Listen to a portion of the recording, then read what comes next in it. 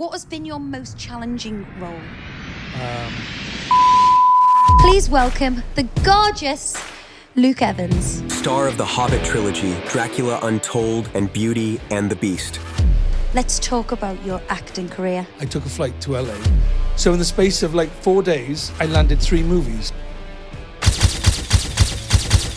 It's not common to see my story in my industry. You grew up as a Jehovah's Witness. There are a lot of damaged human beings because of this. When I was 13, I got baptized hoping that would really cleanse me, fix me. The only other option was I was going to die at Armageddon, and I didn't want to die. One moment I just wanted to give it all up.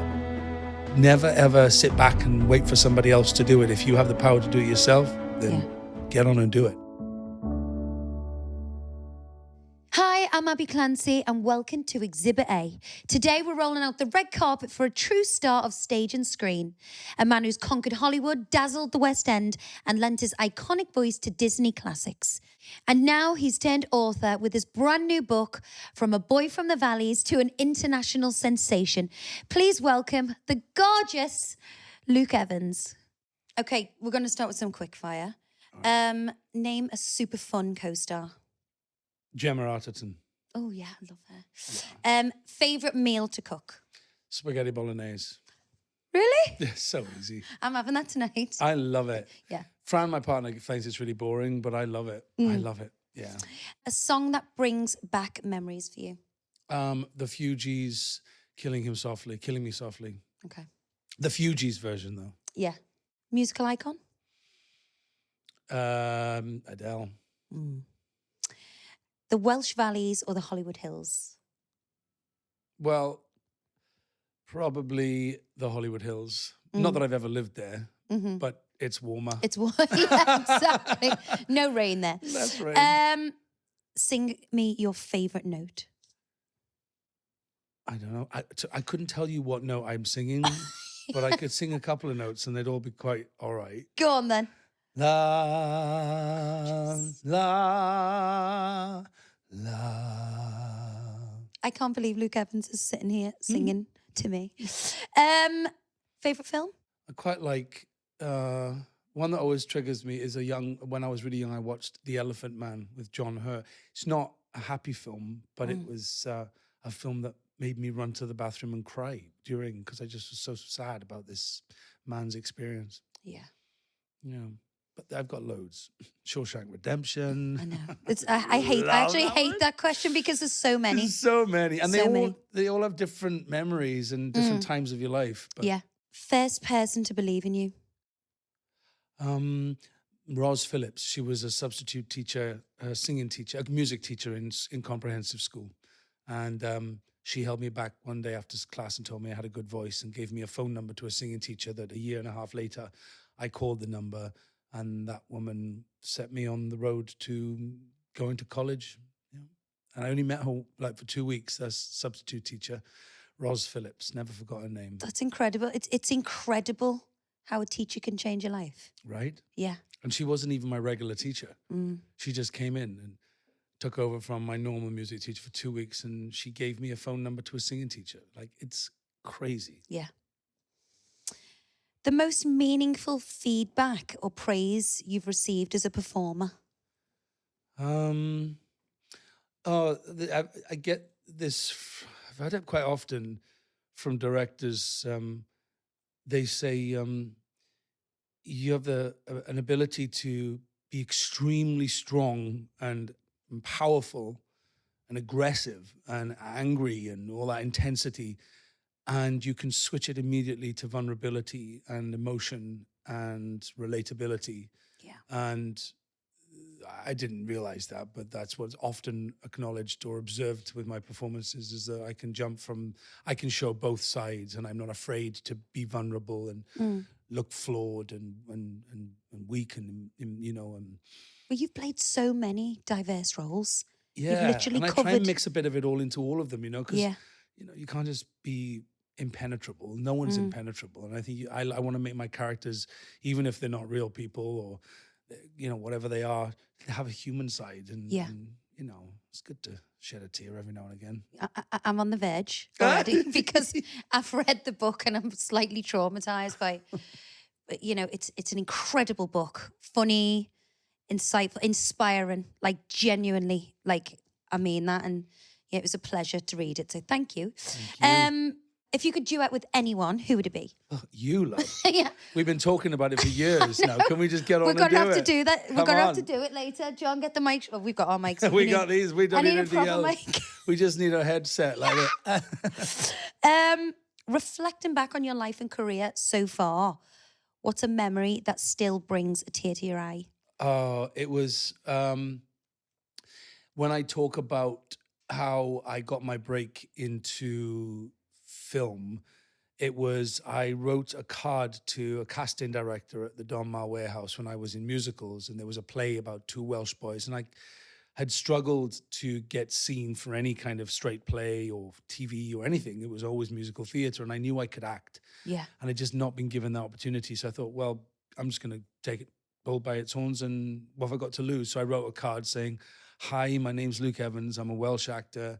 And I dropped it at the box office. I said, "Please, can you give this to Anne McNulty?" And I didn't hear anything for 7 days, but I thought, well, I didn't lose anything, just £2 on a card from a card shop. And then she called me up, and I went in and met her, and then she let me meet the director. And 3 weeks after that, I got my first ever play at the Donmar Warehouse. Wow. And from that play, I had two of the biggest agencies in America come to London to meet me, to sign me.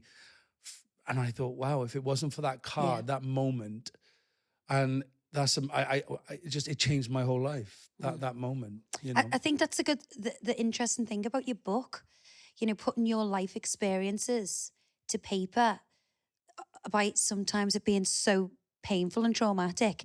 People, a young inspiring actor would read that and go, "I'm going to do that. Yeah. I'm going to write that letter. I'm Yeah. going to go and knock on that door." Of course, you need people to support you and help you, but actually, sometimes you've got to do it yourself. Yeah. And not to be too proud or too scared or lack the confidence to just take the leap, because you never know where it'll take you. Yeah, exactly. You know, this business that I'm in now, doing movies and TV, was not my plan. When I wrote that card, I just wanted to be seen for a proper play. You know, I didn't think I was going to get it. Yeah. And look where it led. So never ever sit back and wait for somebody else to do it. If you have the power to do it yourself, then get on and do it. What is one life lesson you would pass on to our listeners? Well, I was told something really brilliant by an older actor very early on in my film career, and he said to me, "Don't." You won't understand this now, because everything you'll want to do everything that comes your way when it comes to work, you know, and jobs. He said, but you will realize at some point the most powerful thing you have in your toolbox is the word no. Yeah. And I was like, yeah, no, I don't understand what you're saying right now, but I listened to it and I understand what it means now. Because sometimes when you say no to something, you open many, many other doors that you wouldn't have had if you'd said yes. Yeah. And being brave to say no. And I'm not just talking about work. I'm talking about life. You know, sometimes just for self-preservation, self-protection, looking after your mental health, looking after everything. Sometimes saying no gives you more control over things that go on in your life. It's definitely a word I struggle to say. And no is not a And negative word. And that's the other thing, is like sometimes you think, oh, no means, oh, they're shutting everything down, and it means they don't want to be part of something. And it's actually sometimes the word no is all to help yourself. Yeah. Right? You're looking after yourself sometimes. Yeah, and definitely. Looking at the bigger picture. And that's why you say no. So no is not a bad word. You've had a huge amount of success in your life, and you're still only 45. How do you define success? How do I define success? Well, firstly, success, I think if you quickly asked what success was, a lot of people would just go money, fame, I don't know, a car, cars, houses. Well, they're all great. Yeah. But they are part of success. They're not all what success means. Success is being happy. Yeah. Success is like waking up in the morning and being excited about going to work. Success is about appreciating anything that good happens to you. Success is acknowledging all of that. Yeah. Because you can be really, really brilliant and successful and be very unhappy. Yeah. And I don't think that's true success. True success is having it all and also being happy with the simple things in life as well. And I think success in my world is the fact that I have a wonderful job. I love my job. I'm healthy. I'm happy. I have my loved ones around me. They're all happy. They're all healthy. I am able to look after them. Yeah. And to me, that's the most success I ever want, is to be able to look after my loved ones. Yeah. Amazing. That's it for our quick fire. Oh, I like that. I know, it's nice. Of course, I know who you are, but who is Luke Evans? Well, I would like to be described as a Welsh actor who came from a very working class background in South Wales, from a very small village, an only child. His dad was a bricklayer when he was young, and his mum was a cleaner. He was brought up as a Jehovah's Witness. Very early on, he knew he was a little different, and as the years went by, he understood that it was because he was gay. From a very young age, he worked that out, and he managed to get through all of that without having any sort of help from the people that you should have expected help from, because the religion had stopped that. And he's a fighter.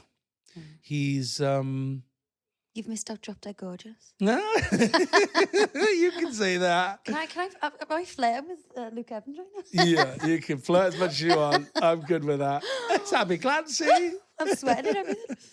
Yeah, and he's a happy person, and he tries to do as best he can with the life that he's been given, and tries to pay it forward whenever he can. He's a hard worker. He's a lover. He's not a fighter. Unless it's for a role. Yeah, and he loves the sunshine. Yeah, Yeah. me too. Oh. So have you always been into performing arts? Well, Where did that love come from? so when I was a kid, there was no even though I used to sing a lot and people used to love me singing, and I used to sing all the time in the house, there was never a conversation from my parents or from one family thinking, oh, he should go to drama college or theatre college. When you're from a working class environment, you don't have those kind of dreams. They weren't even thought about. And the religion on top of that would have suppressed any kind of ambition, especially into sort of entertainment world. That was definitely not going to happen. So I just used to sing at home. I couldn't sing in school very much until they did a non-religious show at the end of the year, which they only did 3 times in my whole school. I couldn't do the choir because they'd sing religious songs. Couldn't do that. Never sang Christmas stuff. Never did birthdays. So I didn't really have an outlet for my singing. But I used to literally recite full episodes of French and Saunders. Literally, I would learn the Star Pets sketch that they did several times in their shows, which used to literally make me wet myself laughing. Hilarious. And so I'd do the whole sketch, and my mum and dad and friends would come around, and they just watch Gotcha. me as a 12-year-old just mimicking Dawn French and Jennifer Saunders. That's amazing. I mean, just such a random thing. But so performing always, but thinking that it could ever have been a career, Never. that only happened when, as I told you earlier, that phone number that I kept in my wallet when I was 14, 15, when I got to 16 and got a job in River Island. Yeah, I I wanna saved talk some about that money in and Max. and then I went and got a singing class, and that's when I started to learn how to sing. And remember, I wasn't good at football. I wasn't good at rugby. I hated competition. I was an only child. I wasn't very athletic. I was skinny. You look athletic. I am now, but it's something that I found as an adult, not as a kid. Also, when you're bullied as a kid, it's sort of, you just want to disappear. You don't want to be. Stand out. I was always the last one to be picked for a team, and I was never involved in anything. I was never part of the gang or anything, So it just didn't trigger any kind of ambition or wanted to be competitive. Then I started doing singing competitions, and literally the first one I did, they're called Eisteddfods. They're like these Welsh talent competitions, and they're big. They do all different. I used to do similar, like that variety club of Great Brittany kind of. They got a really famous one up in Llandudno that Pavarotti used to go to every year. It's so crazy. And I did my first one, and I came home with 6 medals, 6 trophies. I won every competition, and all of a sudden we're like, what? Like, it was a crazy thing. And that's when, you know, it became more of a reality that possibly I could do this. I don't know. But you grew up as a Jehovah's Witness. So what was that like as a little boy? Because, you know, you weren't allowed to do these things, that these passions that you wanted to do. No, like, for example, Christmas, you know, all But the what is a build-up. Jehovah's Witness first? So if we can go Jehovah's back? Witness is it's a form of Christianity. They don't believe that God, Christ, and the Holy Spirit are a trinity. They believe they're all separate entities. God is Jehovah, that's his name. That's from their Bible. It's an old name of God. And then Christ was an angel that God sent to earth, and that's who we know as Jesus Christ, who was a human being, lived to 33 or 34, or whatever it was. And then the Holy Spirit is this powerful thing that God uses to do things on earth and all that stuff. They follow the Bible strictly. So there's rules that were given to the Israelites thousands of years ago that the Jehovah's Witnesses still stick to. For example, there's something that says you should abstain from blood. Yeah, And I from cannot believe that, they mean they would die rather than take a blood transfusion. And there has been many, many cases where Jehovah's Witnesses have died in the operating room because they will not take blood. And then there's things like, well, they don't smoke. See, I said we then. I said we, and I'm 45 and I left 29 years ago. That's mad that I said we. Bizarre. They don't smoke. They can drink, but they don't. They don't drink too much. They don't celebrate Christmas, birthdays, Easter. So and then they knock people's doors, and that's like a moral obligation. So. I remember that when I was a kid. Do you remember? I mean, they People knocked knocking on the everybody's door. doors, and you'd come around every couple of months. You'd get another chance. Yeah. And they'd still. It was usually on a Saturday morning when most people would not want to be standing on the door of their house when the toast is burning and the the cup of tea is getting cold, and the kids are watching He-Man and going live. I remember it very vividly. I did really, really, really, really, really didn't like knocking doors, but we had to go. It was what everybody did. It's a very strict religion, and you cannot sit on the fence. You're either in it and stick to the rules, or you're out. I was in tears reading about that book, the Bible book, picture book that you had. My book of Bible stories. My book of Bible stories. When you're a little boy, looking at these pictures of people getting burnt to death, Armageddon, called the Detestables if you were gay. And for a little boy who's, confused, being, doesn't know, what he's feeling at the moment. It's almost like a Disney story, where there's like parts in it for adults that the kids aren't supposed to understand. Yeah. But, being conditioned, how do you undo those years of conditioning and trauma to see them? Like, because, although like you could go, this isn't true. Is there still a little voice in the back of your head going, well, what if it is? Mm-hmm. What if I do, when I die, I get burnt alive? Do you think, I feel that now? Yeah. Oh, hell no. No, I don't believe any of it. But imagine being like a 7, 8, 9-year-old, 10-year-old. No, I can't. Literally, when I realized who the people were dying in the background, and knowing that I was feeling different, and I didn't feel the same as the other kids, the other boys, I just went quiet. And I just kept this secret, these feelings, this confusion, this complexity to myself. And I just didn't tell anyone. That could have gone really badly wrong. I mean, it could have really, really gone wrong. And by the way, there are a lot of damaged human beings because of this religion and how it doesn't allow anybody to talk. Because the danger of me talking about it, well, maybe not early on when I was a kid. I mean, they would have drilled it out of me. I'm sure the religion would have tried their hardest. They wouldn't have succeeded. I'm quite sure about that. But then there's the baptism thing, which obviously, when I was 13, I got baptized hoping that would really cleanse me, fix me. So I was hoping, because the only other option was I was going to die at Armageddon. I didn't want to die. I didn't want to lose my mom and dad. Imagine all this at 13. Like, no. It's not what a 13-year-old should be worrying about, is death, being killed by God, this God that they love. And but that was my norm. That was what I had to process at that age. Has that had any lasting effect on you today? Oh, weirdly, no. It's so strange. I mean, honestly, it hasn't. I left at 16. You left home. You left the religion. I at made a age plan. 16. Yeah, I just made a plan at 12 when I was like, I don't think I can, this is not going to work. I'm And at so this point, have you unhappy. told your mum and dad that you're gay? No, I didn't tell them before I left home. I just left home. I told them I didn't want to be a Jehovah's Witness anymore.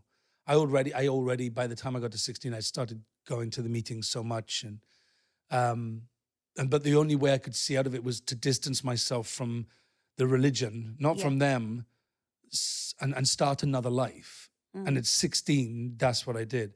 Most of the friends I have from my childhood are from 16 onwards. Yeah. The ones before, I've never spoken to again. That's quite tragic, really. And it's not that they don't want to talk to me. It's because their religion tells them that they can't. So your friends who are still following the Jehovah's yeah. Witness religion are not allowed to speak to you? Weren't allowed to speak to you then? No. That's incredible. Yeah, it's very sad. Very sad. But you said when you went to secondary school, that's when the bullying really started to get dark. Like, why was that? Well, as you know, first of all, you go from little village school to the Valley Comprehensive. So it's not just your village that goes to your little junior school now. It's the whole valleys all the way up to, everywhere. Yeah. The council estates, the rough estate right at the top of the valley, all come into your school. And then you're from 16, all the way up to 16, 17. Yeah. And a lot of those kids, came from terrible backgrounds, I'm sure, broken families. They probably weren't loved. They probably saw violence of their own within their household. I didn't see any of that. Yeah. And, I was not a vocal kid. I wasn't somebody that could stand up for myself. I mean, I could now. Yeah. I could deck them all. But, back then I didn't have any power or confidence. And also on top of that, I was a Jehovah's Witness. On top of that, I probably showed elements of a gay kid. How? In what way? I don't know. I mean, maybe, I don't know. Maybe not playing football. Well, I didn't play football. My best friends were these two girls, which are Jehovah's Witnesses, Emma and Laurie. And they saw all the bad words that they called me, throughout those years. But they never told their parents, and they never told my parents. It was like, as soon as school finished, you just forgot about what was going on. I was like, so nobody could help. Nobody really reached out. The teachers didn't do anything. No one. So who did you have to turn to when you were a little boy? I didn't turn to anyone. I didn't do anything. I couldn't. There was no one to speak to. So but you adore. You say in your book you adore your mum and dad. Like but the danger of telling my mum and dad would have been that I knew what they did to gay people. And I was worried that I would be thrown out of the house, lose my mum and dad. I didn't, the thought of any of that happening was enough to keep me quiet. That's why I made such a clear plan at 16 to leave home. I thought if I keep distance from the religion, I can create two different lives, which is... So where did you live? You moved to Cardiff? Moved to Cardiff, yeah. Moved 16, into a bed set. With what money? I had a job. River Island? No, River Island was the first job. Then I moved to another like a finance company. Okay. And I was the mail boy. So I'd start at 6 a.m. and I'd stamp all these application forms for sofas. People want a hire purchase for a washing machine or a stereo or whatever it was, a 3-piece suite. That's what I did. Yeah. And there was a girl I worked with, Helen, and I think she's like 4 years older than me. And we just got on really well, and she wanted to move out. So I said, should we find a place? And that's what we did. Amazing. What advice would you give to kids who are being bullied? Well, the advice I used to the words I used to say to myself, and I'm amazed that I found these words in my own head at a very, very young age when I was being bullied every single day, was that this is only temporary. These people will not be in my life. I've just got to get through these few years and I can say goodbye to all of this. And all I've got to do is get through it. And as painful as it was to then constantly be bullied and be shouted at with different terrible words, once I got that in my head and I knew there was a bigger world out there, people I haven't met yet, getting a job, the people I'd meet through my job, having money in my pocket, maybe moving out of home, maybe moving out of the village, I knew that I'd find myself. But I think the biggest words were, this is only now, it's only temporary. And I know these people are not going to have a single impact on my life the second I leave school. That is such a mature approach for such a young boy. I still don't. It's like you were a baby then. Yeah. Yeah, I was. And a lot of people could easily have given up. And it's very easy to give up. But I guess I just had I knew I wanted to discover life, and I wanted to be happy. And I think, I mean, I remember as well, like, when I was a kid, there was no internet, there was no social media, there was no mobile phones, there was nothing apart from the telly and newspapers. That's all you saw. That's all I knew about life. But I knew that there was more to life than what this was, this existence of firstly being a Jehovah's Witness, living in this little village, and being bullied at school. I just thought, nah, there's way bigger things to do. And this is just temporary. And it can really drag some kids down, being bullied every day, and no one should have to put up with it. And I'd like to think that in schools nowadays, if kids are bullied, there are people who are watching, and there's people that can step in, and counselors. There was nothing like that when I was a kid. You know, do you know what? Even to this day, I don't think it's completely sorted out. No, I'm sure. I think it goes under the radar so much, and it's terrible. And now they've got social media. You can be bullied. There's a whole. Through. I mean, my goddaughter, she suffers terribly with it, and I just. It's petrifying. So sad. You can't take the phone away from her. She wants the phone, but it's real bullying. But I tell her the same thing. I said, these girls won't mean anything to you in about 3 years' time. It's only 3 years.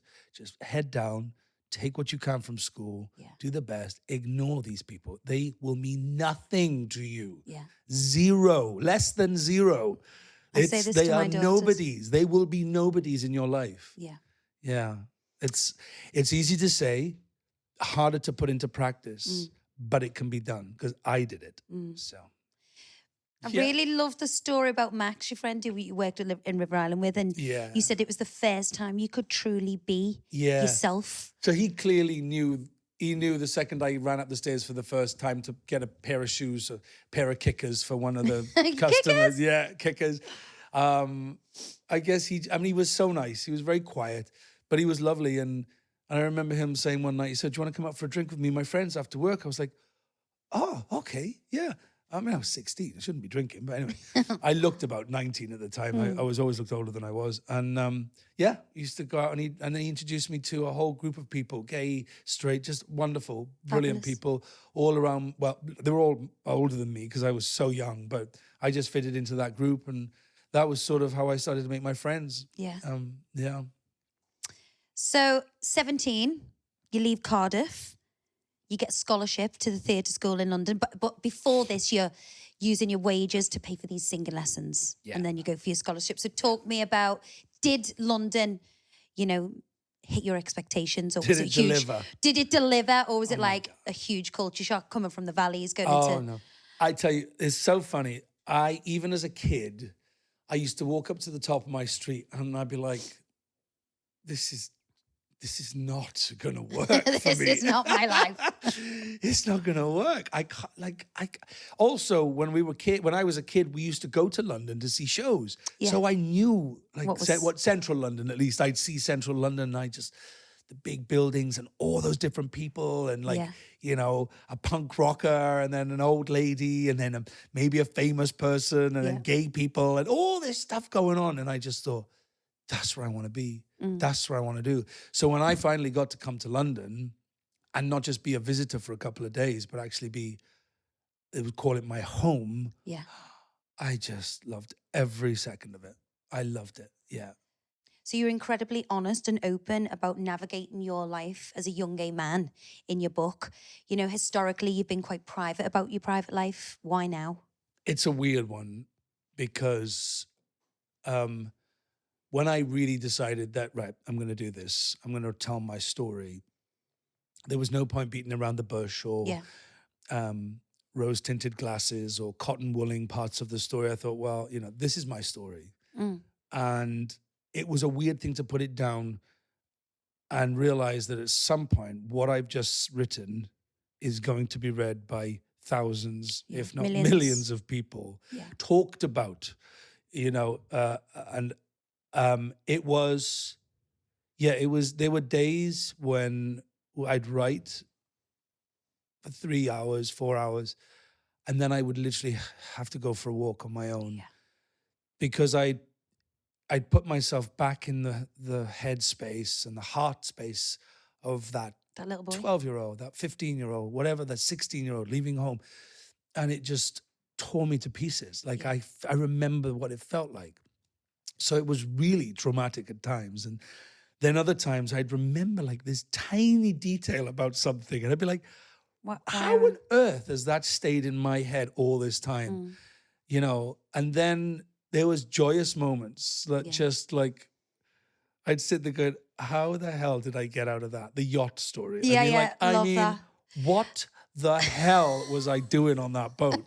Like, I don't want to spoil it for anybody that may read the book, but like, there are moments in your life you just go, Jesus Christ, how on earth did I get out of that one? Well, I went from sobbing to being like, oh my God, I'm so jealous. He had a pregnant cat that gave birth under his bed. Oh, my cat. Because I'm a cat lover. I've just rescued they a are kitten gorgeous. I found a stray in Portugal and brought How him did you home. get it back?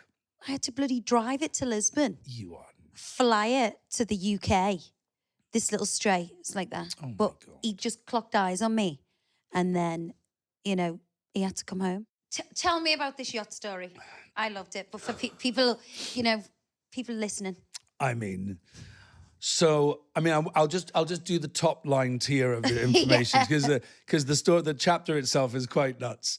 But we got invited, me and my mates got invited on this yacht by a friend of a friend who was this older guy who basically said, I've got this yacht, you should all come on this yacht. And so we went to Ibiza. I went to Ibiza for the first time. We were on this yacht. We went by private jet. I remember calling my mum and going, he's flying his private jet.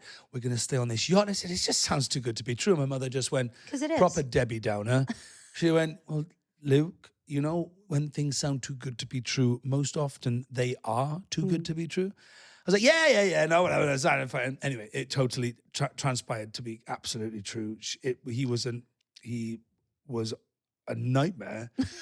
We had to escape from the boat. He was on some kind of drug that nobody knew what it was, and he just went crazy. And that we all had to escape from his yacht in the middle of the night. From his lair. Literally in the middle of the night. And we ended up sitting at Cafe Del Mar on the beach, just going, what are we going to do? My luggage is on that boat. I got to get... And we ended all sleep. We ended up renting the shittiest apartment in San Antonio. This was like 20 years ago. And there was one bed and there was 16 of us. So we went and bought Lilos and we all slept on Lilos. I mean, it looked horrendous. And I didn't go back to Ibiza for 10 years. I now have a house on the island. Yeah. I love Ibiza. Me It's too. one of my favorite. I got engaged in Ibiza. Did you? How lovely. Yeah. I think it's so brave of you because there's so much advice in this book. You've got to talk, you've got to get out and do it, you've got to escape, you've got to be confident in your own skin. And I think there'll be loads of people, not just young gay lads, No, people just who people. just find this as a huge inspiration and go, Yeah. And it's not like this is the journey, this is how to do it. This is how you get through it. Through right? it, yeah. This is one way to get through hardships. And it's not like follow my journey and you'll become this. It's just like whatever you're going through, if something in my journey resonates with wherever you may be right now, or maybe you've been through something and you're not feeling great about yourself. I've been through crap. I've been through shit times as well. And I wasn't always going, yes, I'm going to be great and everything's going to be good. No, there were moments I just wanted to give it all up. Yeah. But I didn't. And, it's about surviving, We're all survivors. Like we are surviving this life, And some days are great. Some years are fantastic. Some are just awful. Yeah. But that's sort of like, it's what colors our journey, and people have asked me I've been doing interviews and they're like, what if you regret anything from your past, what would it be? I'm like, absolutely nothing. I don't regret a single part of it. Even the bad mistakes or the idiotic things I've done or whatever. I don't regret any of it. Regret, I just don't see. No, it's you learn. Like life regrets. Like, No. Listen, if you've killed somebody, then I get it. You Yeah. probably regret that. But everything else is like, yeah, take a minute to reflect on what you did wrong or what you could have done better. It's a lesson. And then look to the future and go, right, this is how I don't do it again. Yeah. That's the only use of regret, is to look at it, reflect on it, sort it out, and then look forward. Hanging on to regret, Pointless. it's a non-starter. Yeah. How does it feel to be seen as a role model? You know, this book is hopefully going to instigate change. You know, anyone struggling with their identity and well, you're their role it's nice to be a role model. I mean, I think we're all role models in our own way. I mean, you're a role model. People look up to people, or we have a profile, right? And people will see us more than they'll see other people. Yeah. And with that comes a responsibility, I believe. And I feel that my responsibility, that the message that I can send out authentically is I'm living my life the way I want to live it. I am proud of who I am. I'm proud of what I've achieved in my career. I can do many things if I put my mind to it. I've broken boundaries. I've played the straight roles, being a gay man. I've played the most macho action hero roles. The fans accept it. They don't mind at all. I have sent a message out that being yourself is okay. Yeah. It's not common to see my story in my industry. In fact, when I started, there was no other openly gay action hero actors. Yeah. I was the only one. And it's you still very, very little. Oh, very little? So as a role model, you know, you have to send out a good message. People are watching me. I understand that. People are following my story. People are digging deep into Google and working out who I am and then seeing my work. And because of that, not that it keeps me up at night, but it gives me a sense of like, I need to send out a good message. Yeah. You know, I've never been a flag waving human being. I don't need to, you know, be on the front float of the San Francisco Gay Parade, even though if they asked me, I probably would do it. But that doesn't mean I'm not proud and I don't have a voice and my message isn't strong and it gets out there. Yeah. I'm just doing it my way. Well, the speech you did for the Attitude was just incredible. Incredible. And I think, you know, that was so inspirational for so many people, so many young people. I hope so. No, it was magnificent. I urge anyone listening to go and check that out because it was just fabulous. I just wanted to say, you know, you're very brave. Like if you think about what you've been through. I guess so, yeah. It's funny, isn't it? When you're going through something, you just get through it. You either get through it or you just break down and collapse and go, I need help. And that's also fine. Yeah. And I definitely did find help. And well, if I found friends, I think that's what helped me get through the darkest of moments. Leaving home, as sad as it was to leave my mum and dad in School Street, Aberbargoed, for me, it was literally like when the wings started to poke through the back of my shirt. Oh, that's lovely. It was just, there was a couple of feathers and they sprouted into wings. And it was because I was free and I was able to just stand as who I wanted to be and find people that would accept me, who didn't think of me as anyone else just other than who Luke. I was. Such a simple, easy ask, you know, but I just hadn't had that until I left home.